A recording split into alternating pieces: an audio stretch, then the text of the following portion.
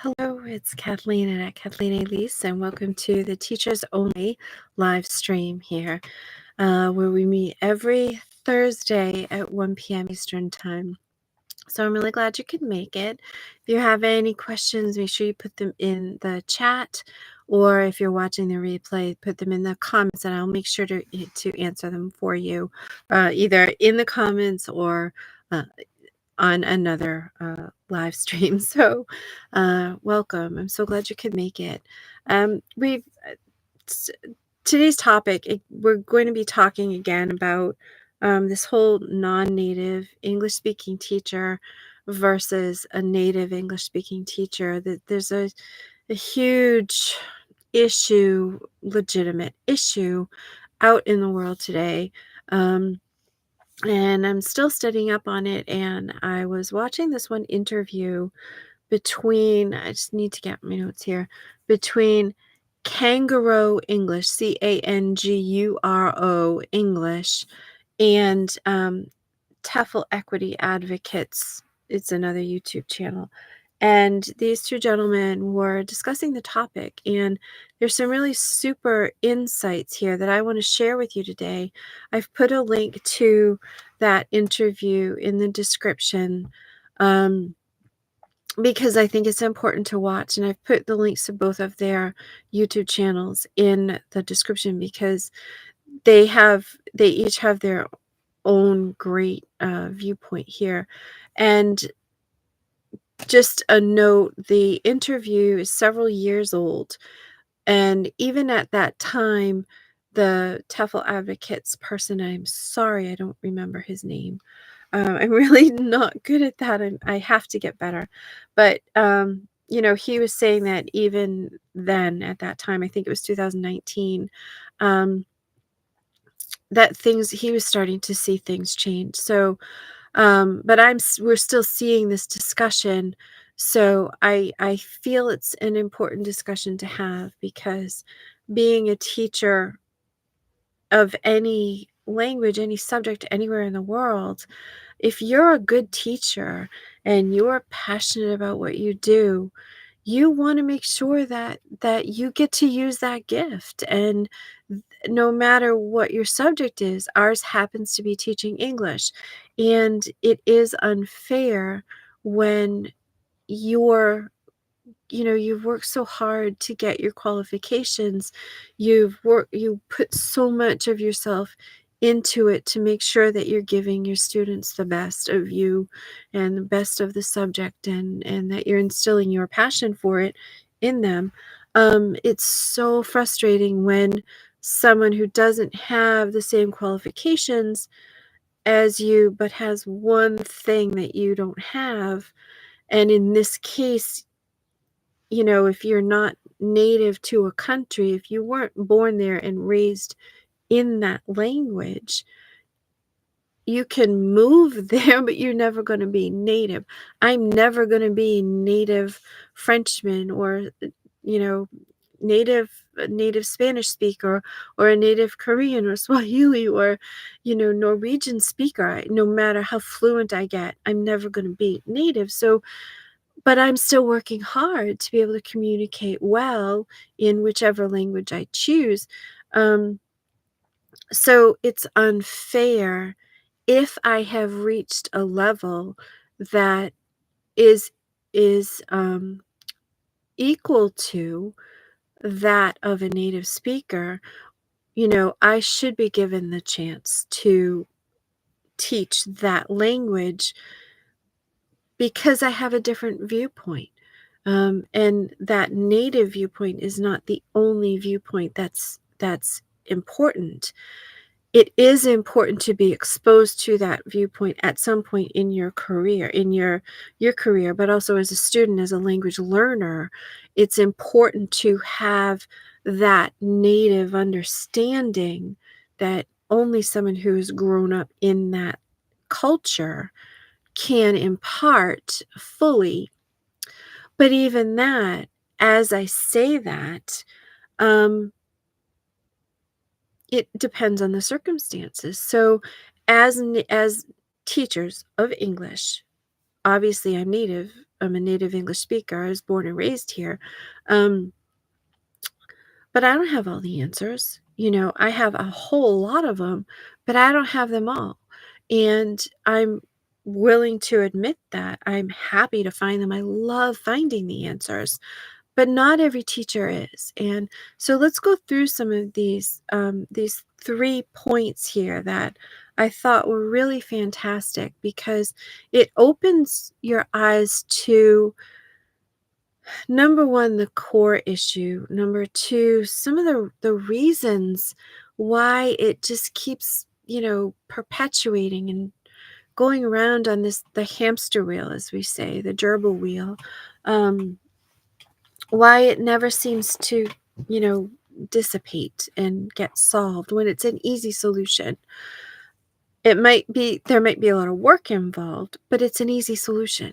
So let's take a look here. So again, I put the link to that interview, which I highly recommend you watching, really. And I was looking at some of the other videos on the channels. They both have so much good stuff to say. Again, the TEFL Equity Advocates channel hasn't been updated in several years, but it's really valuable information, so I recommend it. And then the Kangaroo English, he is great at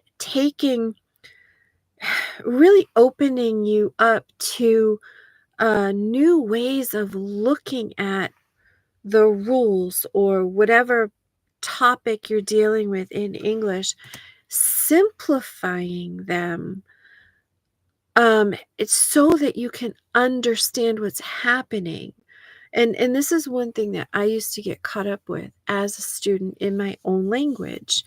Um, and my lack of understanding of all the technical bits, the mechanics, and a lot of the technical language for the different names of parts of a sentence and different types of sentences. My lack of understanding with that hurt me when I would try to learn other languages, German and Latin and French and now Korean. That's a different topic. That's a different type of a struggle. But the others that were based around symbols and stuff that I was familiar with, because I didn't have that foundational thing in my own language, it really caused problems for me learning others. And so I'm finding that there are many, many, many, many teachers out there, and therefore students who have taken from these teachers, um, who haven't been given the full training in the language of English. So, and I mention this one particular student all the time. She's from a Spanish-speaking country, and she's getting her master's degree. I even think I mentioned this in the last video. She's getting her master's degree. She's a teacher. She's been teaching in the school system for years, and she's getting her master's degree. She wants to learn more so she can teach better, etc., etc. And after 1 hour, was it an hour? It might have been 2 hours with me. She says, Kathleen, I've never in all of my schooling learned the stuff that we learned today. There are just whole gaps missing in her education. And she's not the only one. There are other school systems. And the reason being is that with her school system, they only allowed the students to memorize the word by repetition. So it was, the teacher talks at the students, makes them repeat the word and memorize the meaning and memorize the pronunciation. But the teachers, and here's the first point. So the first point, I'll tie this in. So the first one of the first culprits of this whole issue of um, of language schools and businesses and people who are looking for English teachers, they only want native English speakers because they think that the native English person is the only one who has the information and the only one who can teach it correctly. But as is pointed out in the interview, that's not the case. Um, Not every teacher, no matter what country you're from, no matter what subject you're teaching, not every teacher is a good teacher. Um, People get into teaching English for the wrong reasons, oftentimes. And so, so in any language, any subject, if you're not a good teacher, then it's it creates a bad situation. But if you have that one credential that everyone is seeking, then you're a shoe-in for the job, a shoe-in, as we say, for the job simply because of that one qualification. So you get hired. Everybody thinks that, um, everybody, what's the word? Advertises that they have native English speakers as if that is the best thing. But if you're hiring someone who grew up in the language, they might not be well educated in the language. So there's a whole gap. They might not be a good teacher. And so many people, no matter what language, again, the children that I'm teaching, um, they're having trouble in their Spanish classes because the teacher's never there. The teacher couldn't get someone to take somebody to some doctor's appointment or something. So the teacher's never there, or they don't it's not they don't care. They're not good. There's any endless list of reasons why a particular teacher is not good. But it happens in every language. It just is kind of brought to the forefront with the whole native versus non-native English teacher thing. So as employers, you need to start thinking of what are the qualifications of the people that we're hiring, you know, um, and the interview gives some good pointers that these are the things that you need to set yourself apart. And we'll get to that. I feel I'm getting a little off track, but it is a passionate subject. There's a lot to talk about. Excuse me. There's a lot to talk about, and it does bring up emotions. And as you talk, you think of more things. So that's why I have my trusty notes here. So, so number 1 and 2 are this is kind of where the gerbil wheel thing happens. The students think that they have to have a native English speaking teacher, that is the ultimate, because employers are pushing that in the students' faces. And so the students don't know that there's another option. So it's kind of a two-sided thing. They're two separate entities, but they're the other sides of the coin, as it were. So the employers need to rethink this whole, what is it that I'm looking for in a teacher of English? It can't just hinge on the teacher's nationality. There has to be more to the teaching of a language than just where you came from. And when you take the language part out of it and you look at it strictly from hiring a teacher for a position, that puts it all into perspective of, okay, what are the qualifications? What does this teacher of this subject need to have? So for English, you need to have a certain level of proficiency. Okay. And you need to have, your certifications. You need the other things he mentioned. So a C1 proficiency, a TEFL or any of the other certifications. And you have to know, you as the teacher have to know your own strengths. And what was the other word? Oh yeah, you have to know your strengths and you have to own those strengths. What makes you so special as a teacher? Um, First and foremost, what makes you so special compared to everybody else? Why are you so effective in your teaching? of your subject, in our case, English, why are you so effective? So you think about that, and now you have to own it, and you work from that, and you present that to the world. And I know there are many cultures that don't put yourselves forward. It's all about, it's more of a, there's there's a humility that you feel as though you're missing when you put yourself forward, because you've grown up in a more deferential society.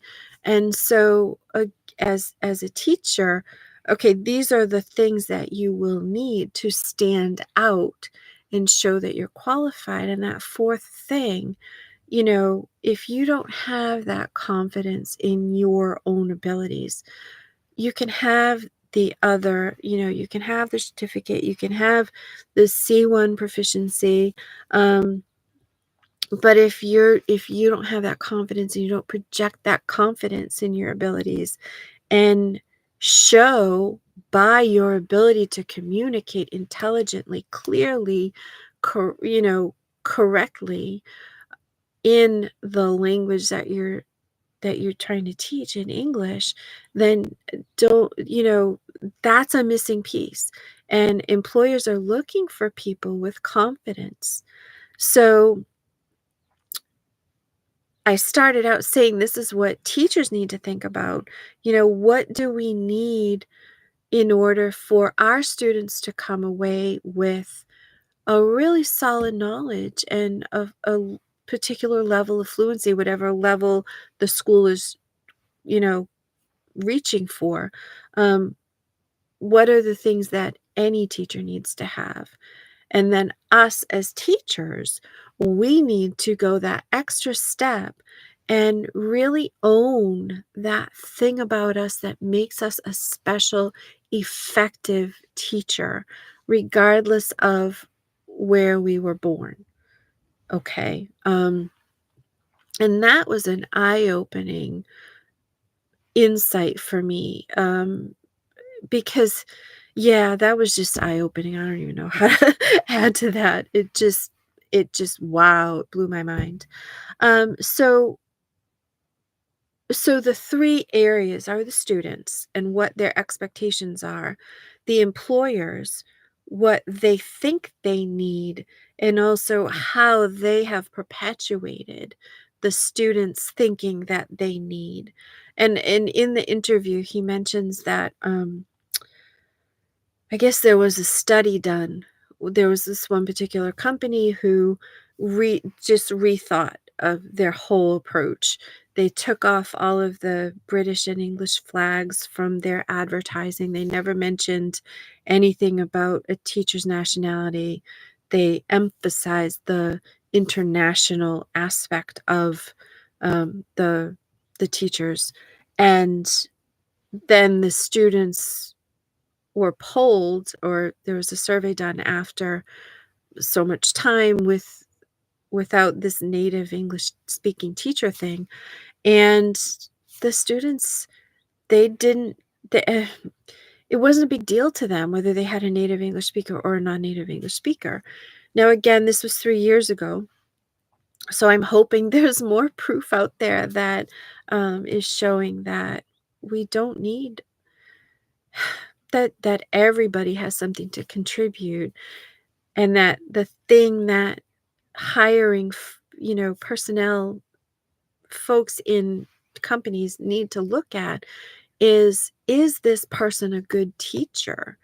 Is this person going to be able to get my employees, get my clients excited about learning English? Is this person going to be able to take my students, my clients, my employees, from where they are to where I need them to be? Where they are, where I need them to be. Is this person going to fill that gap? Fill that gap. I can't. But yeah, I'm all it's mirrored. So anyway, is this person going to fill that gap? Regardless of where they come from, is this person going to fill that gap? Does this person have a track record of producing the results that I need as an employer, as a school owner. And then the students need to think of the same thing. Will this teacher and I work well together? Is this teacher someone who will understand the way I think and the way I need to learn? Will we work well together? Will this teacher bring me from where I am to where I need to be? And that is what we need to focus on. And so, as teachers, it's our job, and I wrote this down in capital letters, as I have it down as non-native English speaking teachers. But when you think about it, it's really teachers at all, any teacher at all. It's our responsibility to improve our language awareness and our proficiency so that we can fill in the gaps of what we didn't get in our education. We might not know that we didn't get it, but we're learning now that maybe there are some gaps. So let me see where I stand here. It's our responsibility to get the help we need to become the best teachers that we can be, so that we just rise above the controversy and show that we're the best person for the job. So again, that's why I've started doing these live streams, so that we as teachers of English have a place to go to really, as non-native English speaking teachers, you have a native speaker, a native English speaker who wants to help you, give you the information, fill in those gaps for you, so that you can go out there and get the job you want, not the one you end up with, not the one, so that you can go have the cake and not the crumbs. And so that you can get paid what you're worth, because you're going to be able to prove that you're worth it. And again, to just eliminate the controversy, eliminate that whole thinking that you have to be a native speaker. Now, I have said in other blog posts that you really need to have a native speaker as a teacher when you get to a certain point, you know, for those refining that cultural aspect and getting the cultural background. But I'm seeing things in a little different light than I did back then. It's still true in many ways. There is a truth to it, but it's not the only answer. And if we as non-native English speaking English teachers can get that level of cultural understanding, to get that training, then you won't need to have a native English speaker to help fill in those gaps as a student. So again, that's my goal here, is for us to just rise above the controversy, do what we need to do to just become the best English teachers that we can be. And then go out there and teach English the best that we know how, with all of our gifts, with all of our passion. So there you go. All of this was just because of that, just watching that one interview. So I really highly recommend it. So I'm just trying to make sure I've covered everything. Oh yeah, so some of the things that I want you to think about as a teacher, but from the viewpoint of someone who's going to hire you, a student or a business, or like a corporate thing, or as a language school. Think about your skills, the skills that you have currently. Think about your qualifications.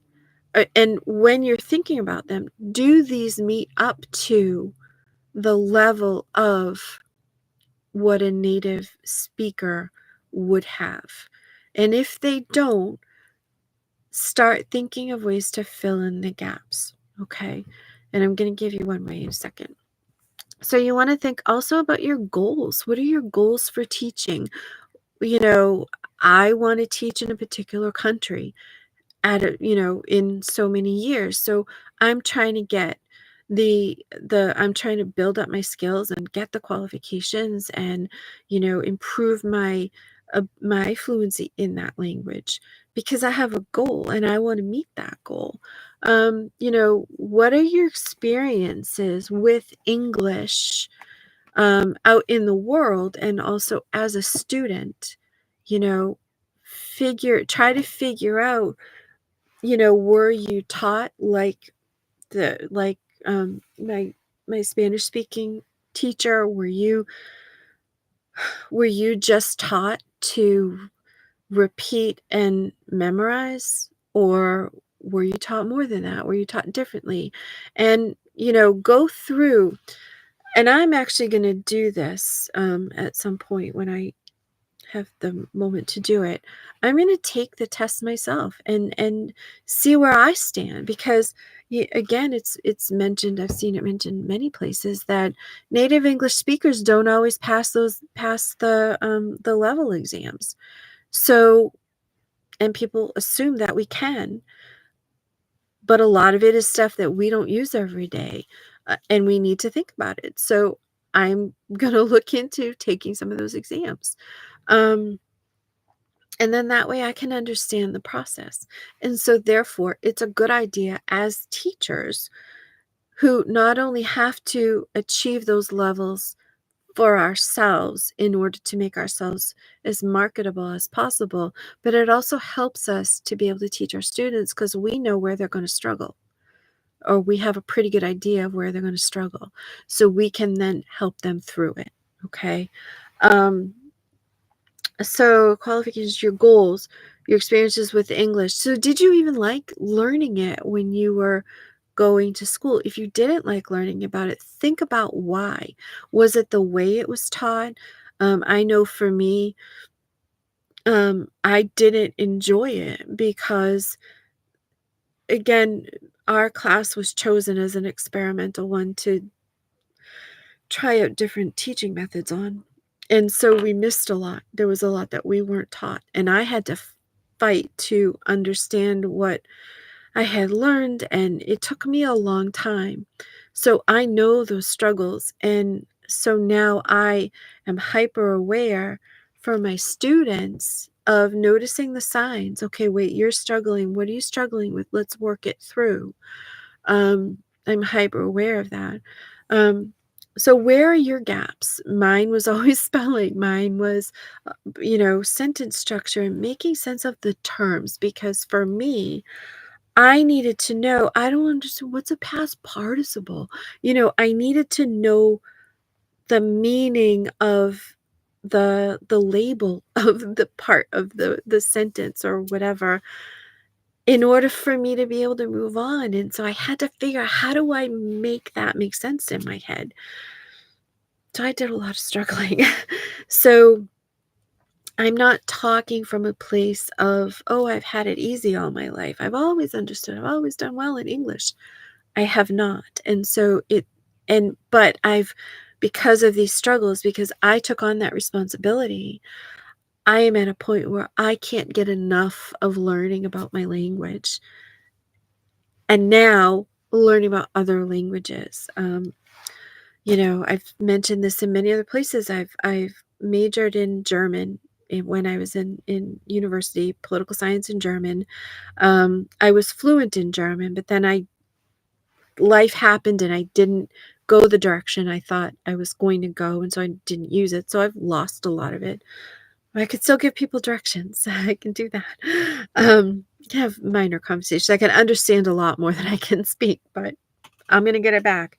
And when I go to any place, I traveled to Monaco and France and Italy a little bit, a bunch of years ago.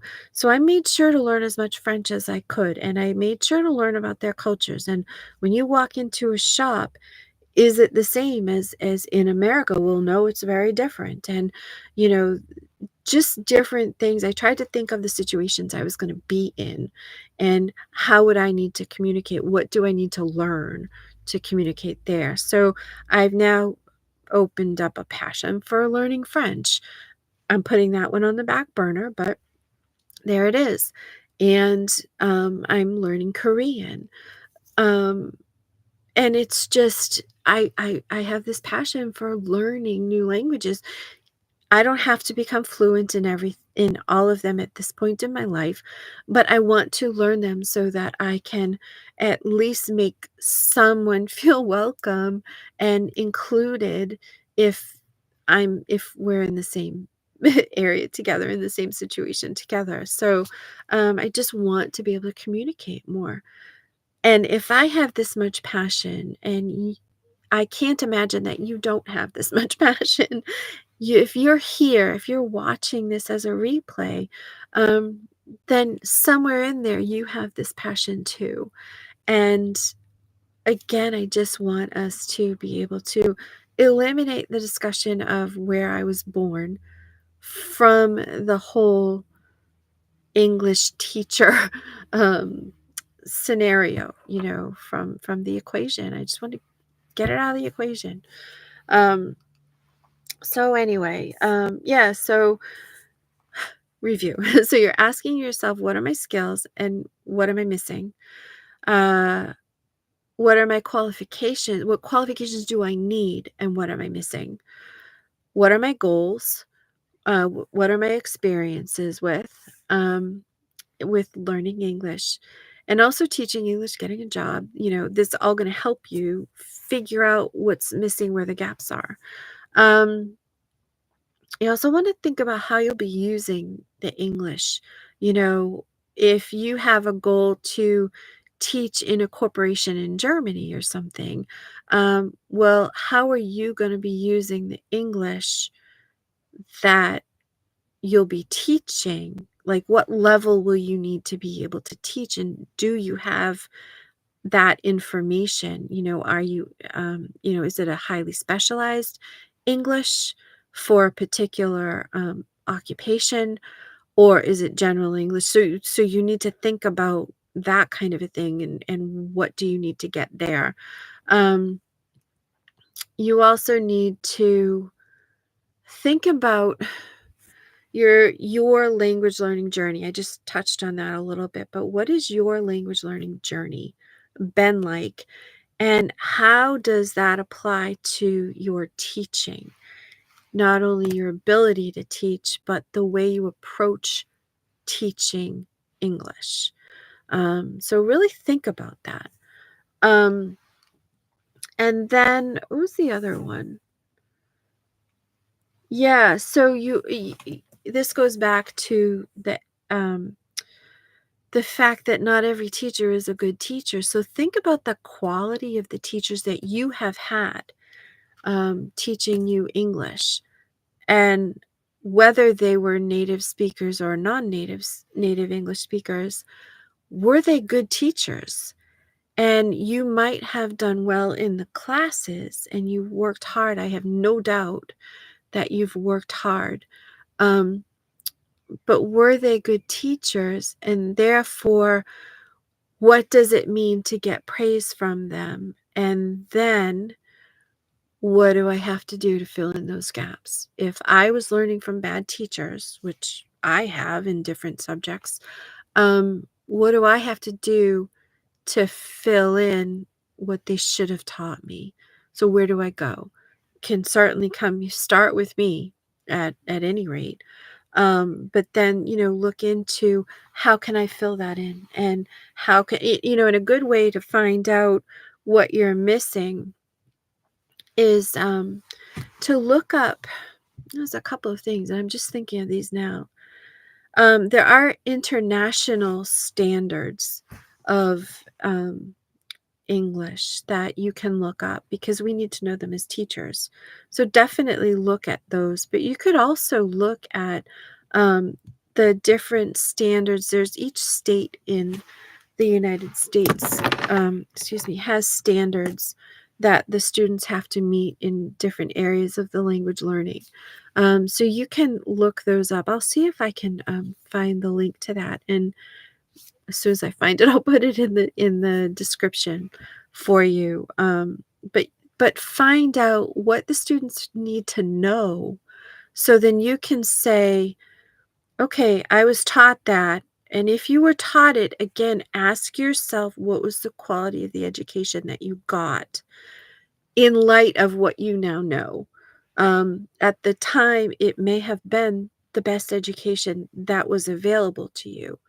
And that is often the case. Um, is there a way that you can improve on that education so that you're confident when you go to teach your students and give them all of these things that they need? Um, and then, um,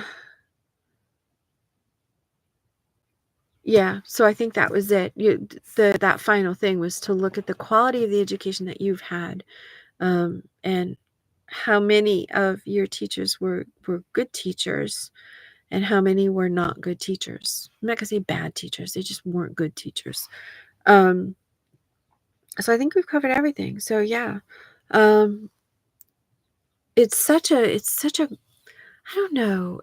There's so much emotion and so much controversy around this, but seeing it in this light, and again, I've always felt that things were getting off track because the focus was solely on it being the English language, and somehow the world chose the English language as the language that it wanted to communicate in business or schooling, universities, whatever it is. For some reason, English was chosen. It could have been Spanish, it could have been any other language, but somehow it was English. But for some reason, and I can think of a few reasons, um, because it's specifically the English language, it creates this whole controversy that gets everything off track. And so again, we're here. This interview put everything in a completely different light for me, and it let me know that I wasn't wrong in thinking that, no, we need to just get the language, whatever language it is, we need to get it out of the equation. And that's where we'll find what the problem is. And so this solidified that thought in my, that I wasn't wrong. So anyway, I highly recommend you watch that interview and check out the two channels. Um, Kangaroo English. He really has an eye-opening way of just putting things in perspective to help you as the student of the language, really to just have it be simple and make sense without taking away any. He's not dumbing it down for you, and it's not a lazy way of teaching, which I initially thought when I saw some of the titles, but absolutely not. He knows what he's talking about, and he just has this amazing way to take the stress out of learning it, and that's amazing. So, again, links are in the description. So I really would appreciate it if you would like this video. Put in the comments what you think about it. Be professional in your comments. Be kind. Be professional, but give it to me straight. I can take it. If it's something I've said or whatever, we'll figure it out. We'll talk about it, and I'll clarify whatever you need. So, but again, put down what your experiences are and have been as a student and a teacher of English. Again, because it's important for us, if we can understand where the student is coming from, and why they might think they need to have a native English speaker, beyond the fact that it's been pushed in their face so they don't know any better. Are there other reasons that we can think of that we as students of English could say, yeah, I wish I had a native English speaker there, or it didn't matter, you know? So put it all down. Put it in the comments. Oh, yes. And the thing that I wanted to talk to you about is in June, I'm starting for the students of English a conversation club. Now, I've been thinking about doing one specifically for teachers. So, I believe I put the link to the student one, just the general conversation club in the description. If you want me to create a conversation club specifically for teachers of English, put that in the comments and I will create one as well. I will move my schedule and make time for that. So it would be a membership, so, a monthly membership.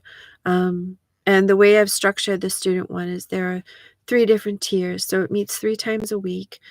And the point is to pick one session. But if you want to pick more than one session, then it's an incremental price. You get a discount for each one that you add. So, definitely let me know if you want a teachers only one, versus just joining the general one. But the general one is in the description. And because you're teachers and this is Teacher Appreciation Week, I'm throwing a sale.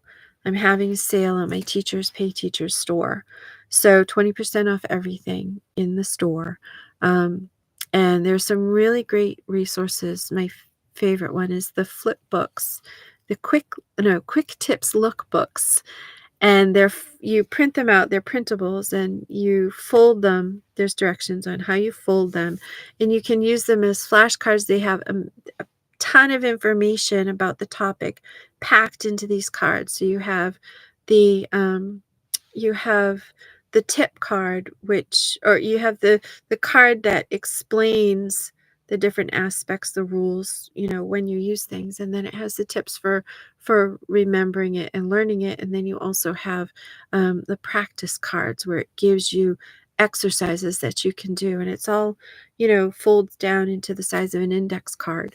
So you can switch them out. You can carry what you need if you're commuting on the bus or the train, or you have some downtime, you're waiting for someone in the dentist's office. You can just be learning and refreshing this information. So really some great resources there as well. So, all right, that's a lot. So I will leave it there. All the instructions are in the description. So there you go. Okay, so we'll see you next week at the same time, 1:00 Eastern time. Tell your friends, bring them along, or share the video with them, to anyone that you think will benefit from this, so that we can just get this whole thing started and we can just start becoming the best teachers we can possibly be, and getting hired for it. Okay. So, all right, we'll see you next week at 1 p.m. All right. Have a great night. Bye-bye.